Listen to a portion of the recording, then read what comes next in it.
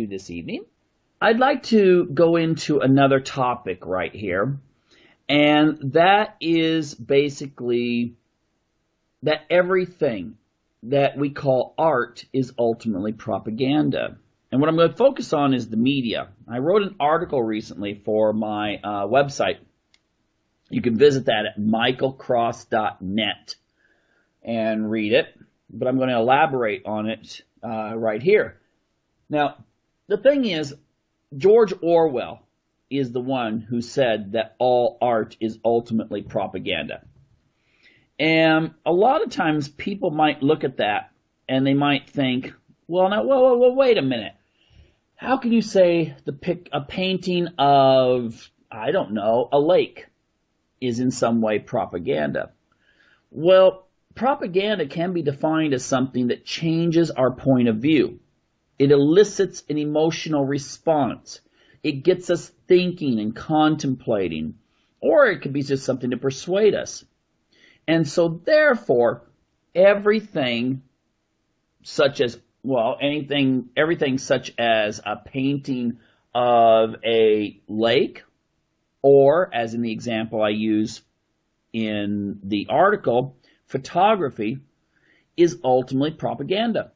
Because you're trying to communicate something, and you're doing it at somewhat of a subconscious level, which that's usually included as an element in propaganda, that you're changing someone's views in such a way that they're not really even critically thinking. They're emotionally thinking.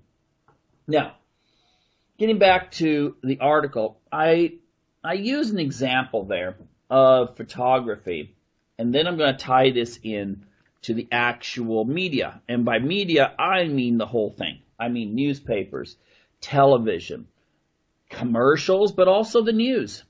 Because ultimately, I don't see any real difference between a commercial for toothpaste and a regular network news program. I'll explain why later. Anyway, the thing is that let's just go with the example here. Let's say you have a photographer. The photographer is doing a photo shoot with a model, in a forest. Now, if the photographer wants to deal with like an esoteric message, the photographer can have the model, for instance, and just an example, dress in a dark robe and be out, in kind of a state of reflection. That would kind of have that feeling of contemplation and thinking of higher things. And you wouldn't even really need to explain that if you showed that photo to a group of people in a gallery and asked them, what is this saying? Now, of course, someone could be, the kind of people that think very concretely, that's a woman in a black robe in the forest. But most people would be thinking, oh, it's trying to convey this feeling or message because this is what I'm feeling. Now, in another case, you could have a model who is dressed in maybe some sort of Greek-style white, I'm not going to really say robe, but kind of the skirt type thing that we associate with when people are trying to like reenact a Greek play or something. And if she's out like that and she's got this kind of strength pose, like looking out at the landscape like she's dominating it, then again, people are going to see that. Same model, different dress, different pose, different scenery in the background. But still, it's the same photographer, same model. And we can even go further. There's a scene I kind of described from one of my books, in the Freedom from Conscience book, in which the heroine takes out a guy who's a real bad guy in the forest, and she is nude in that.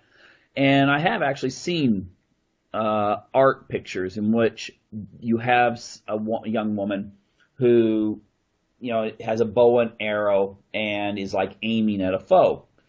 And again, you could use the same exact model for that.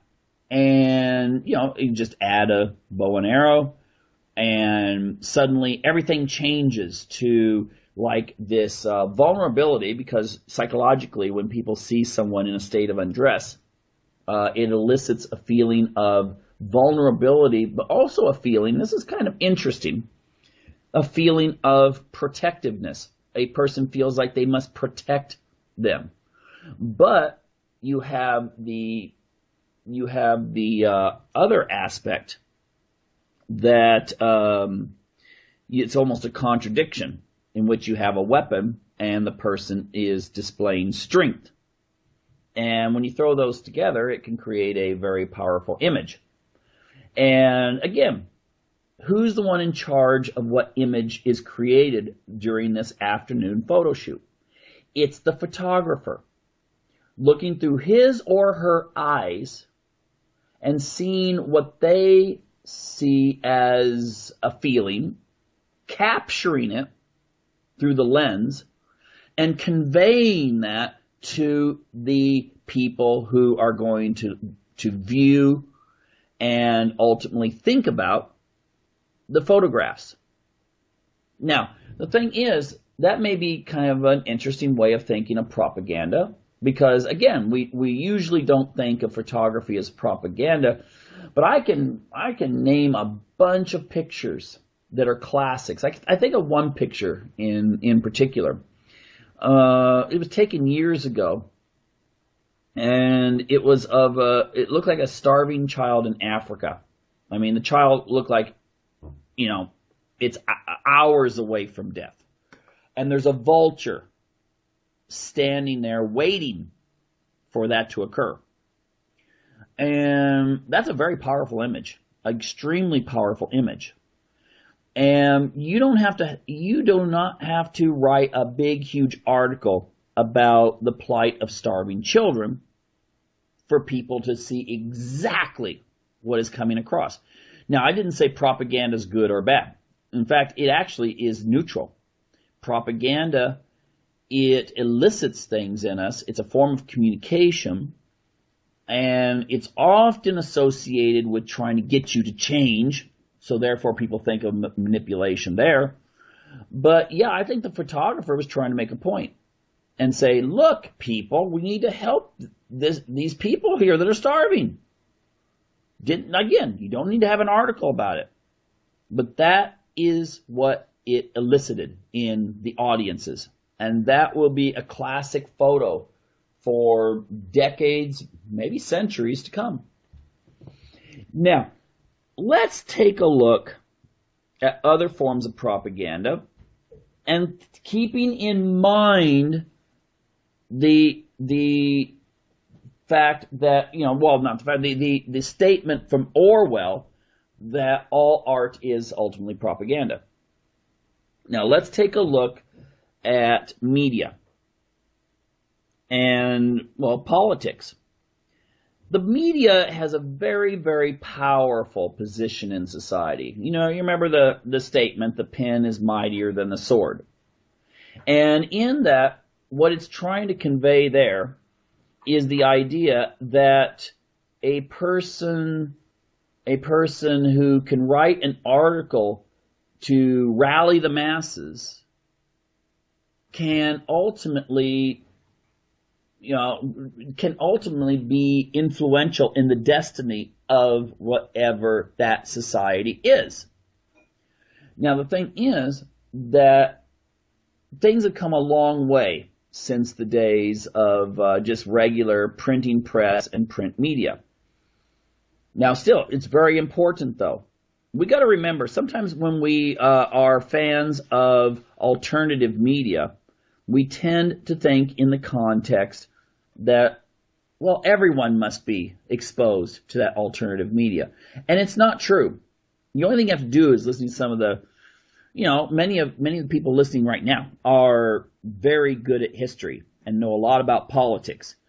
But all you have to do is listen to one of Mark Dice's videos where he's out there asking questions, How do you think about Richard Nixon's race for the presidency right now? Do you think he has a chance of beating Donald Trump?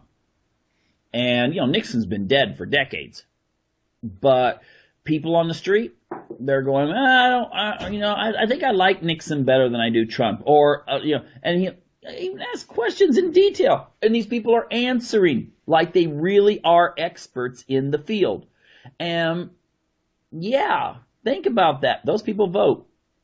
Now, I'm not necessarily saying that those are the people that you're going to switch over and make into political scholars or something like that. Probably not for the most part. But many of your neighbors, family, and friends, and so forth are people who really do still rely on the mainstream media. At least, to a significant degree. The average American spends 5 hours watching TV. I'll get to that in a moment. But still, that is propaganda there. And that means that you need to pay attention and try to get them to realize the truth that it is propaganda. Now, going back to the analogy that I was talking, well, not to the analogy. Anyway, the thing that we need to look at here is that the biggest power that most people do not pay attention to is the fact that just like our artist who's taking pictures using a camera to convey in images and not words a feeling, the media has that same power.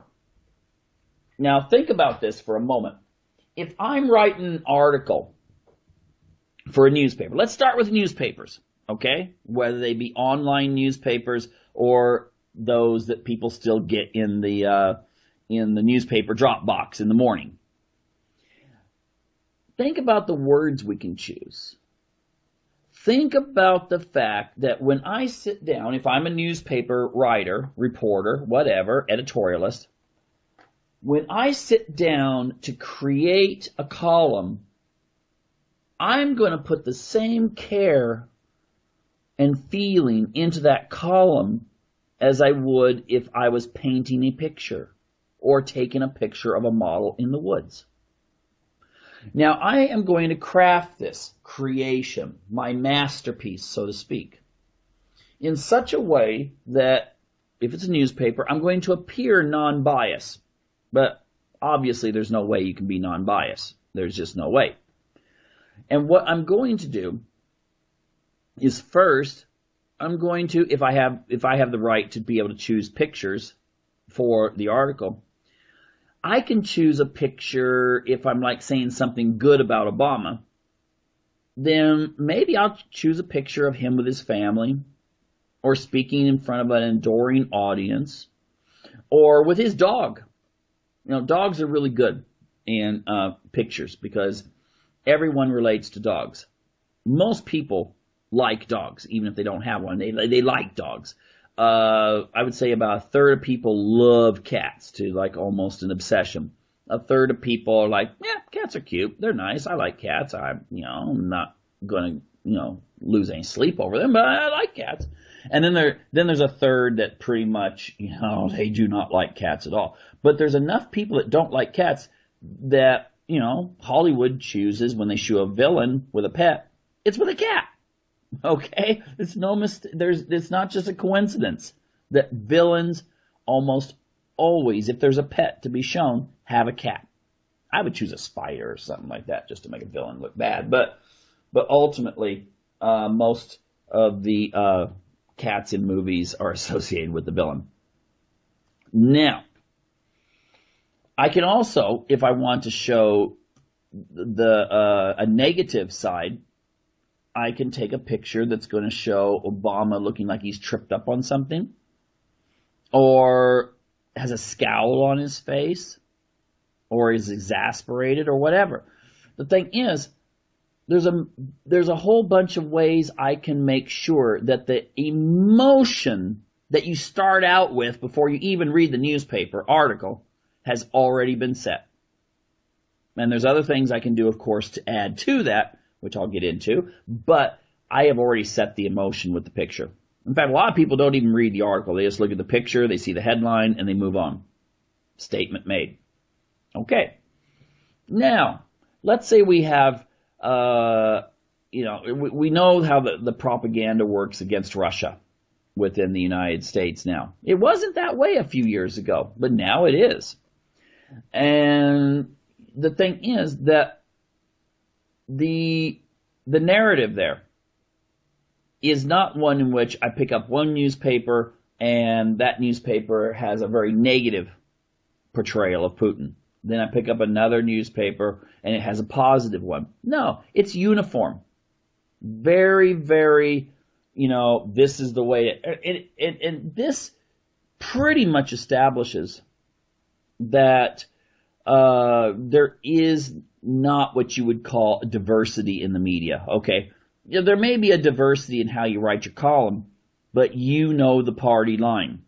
Okay, a lot too many people are going to say otherwise. And even if someone is saying something good about what Russia does, they always preface it with well, I'm not really a fan of Putin, but, okay, I see a lot of that. And, it's kind of ridiculous when people do that. I don't think anyone's a complete fan of anyone. Well, maybe Lindsey Graham, he might be a huge fan of John McCain and hang on every word he ever says. I don't know. But the thing is that you would expect some more diversity and you don't get it. But then you have a reinforcement that eventually grows. The more you diss on Putin or Russia, the more people get this kind of negative feeling about Russia, the more then you feel like, well, now let's take it a step further. And pretty soon it's almost like comic book demonization. All right? And so the thing is that in the wordings of your article, since now by this time now we have a picture of Putin, it looks like he's partying with Satan himself, that then we can use words that will, evoke negativity. Throw in some words like aggression, interference, heavy-handedness, and any other number of words to make Putin look bad, or whoever your adversary is in the press. And if you do that, again, you are evoking emotions. Okay, words are emotions. It's like I talk to so many people who speak several languages. I speak a couple languages, English and some really bad Swedish. It's not very good. But the one thing that all people will say is that the first language they learn, they can express certain emotions in it that they can't express in subsequent languages unless they learn those languages at a very young age. Because we learn language through emotion. It's like if I use the word mother, mother is going to be strongly attached to your own mother and feelings associated with mother. And the same would be true if I said dog. It's going to evoke feelings. It's not just a dog, it's your dog when you were 6 years old. Now, that being said, the way that you can play with words in an article, most people don't even recognize it. They're like, oh, well, he's just writing about what's going on. No. Yeah, the way you present those words is as important as the story itself that you give, and also the picture. And then we can look at the story itself. We can look at that really closely. Now, the thing is, in the media, remember, all art is propaganda, and media is too. The way we can play with that is who we select. You go to a Donald Trump rally. Find the most obnoxious person there, or with the most obnoxious sign. And if you don't like Trump, you take a picture of them. And you make sure that goes out, even though there might be 20,000 other people there that look like regular, everyday people. If you want to interview people, you interview maybe most people don't understand this. They've not worked with media before. But if you go to a Trump rally, let's say, or any kind of rally for that matter, and you interview, let's say, 20 people, it's not uncommon to interview 20 people. I mean, many of you have probably been interviewed by media before. And then you're kind of like, hey, I wonder if I'm on the 6 o'clock news tonight. So you turn it on, and then they come up with the event you went to, and they don't cover you. Okay, they cover someone else. But the thing is that they select. It's just like the director when he's, thousands and thousands of hours of footage, and they piece it all together to make one message. That's the way the media works too. So therefore, they show, the bad light. If they want to really make the side they don't like look bad, they choose people to be featured that maybe are saying the same thing as someone else said, but they're saying it in such a way that really turns people off. Okay? I mean, more so than, I don't know, Hillary Clinton singing happy birthday at your birthday party or something. It's just ultimately this kind of ability to fashion the story and so you have all these, it's just like colors on a canvas. I can choose this color, this color, this color, this color, this, or this. I'll choose these three to paint my picture. Or, back to taking a picture of the model, I can choose this gal or this gal. And I can turn the entire context around. Oh, this gal has tattoos on her arm, this one doesn't. I can make a message with that. Now, the thing is, this extends also into areas such as radio. It's in newspapers, television, movies. Oh my gosh, movies have a lot of propaganda. And you may not know this, but when's the last time the Chinese saved the world from the aliens? Okay, I mean that's a pretty. The Navy used to, I think they still do, sail a big aircraft carrier by a country just so their people can see, whoa, America means business. Ultimately a weapon is a tool of diplomacy. And the same is true for Hollywood. Hollywood can present movies.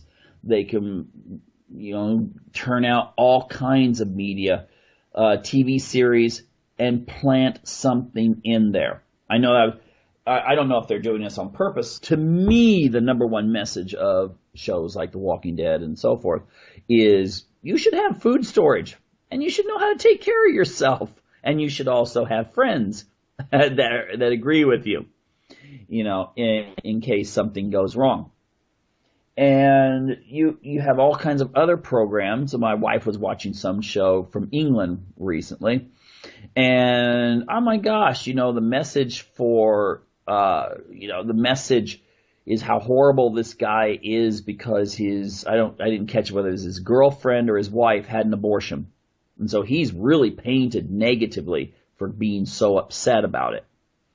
And so again, the message comes across just like a lot of, again, British detective shows often that has a very negative view towards religion, because it's usually the town minister or something who's involved in something dirty. So again, what I want people to just recall, and please share it with people, let them understand that the media they see is ultimately propaganda. And that's true for all media, including what you're listening to right now. It's propaganda. But at least I encourage you to check the facts and consider for yourself whether you believe this to be true or not. And if you do find it to be true, then go out and try sharing it with others. Because ultimately, it's better to be able to crack people's faith in corporate media, get them to question it, than it is sitting there arguing until you're red in the face about why your viewpoint is better than theirs, if their viewpoint has been carefully constructed by the media. Anyway, that's about all I wanted to share with tonight. It's all the time we have. So, thanks you for tuning in, and hope you'll tune in next week to another edition of Unlock the Door Radio here on UCY-TV Productions.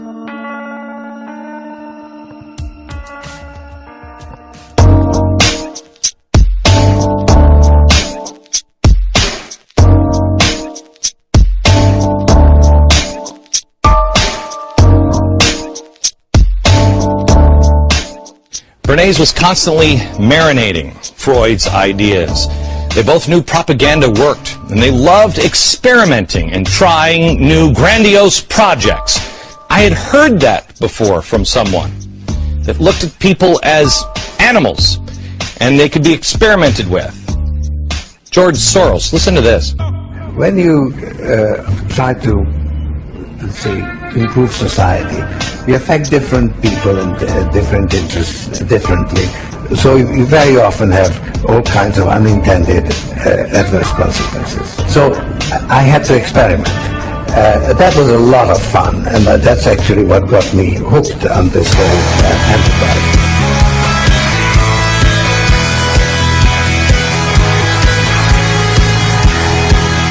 This is Ozzy Skateboard, and you're listening to UCY.TV.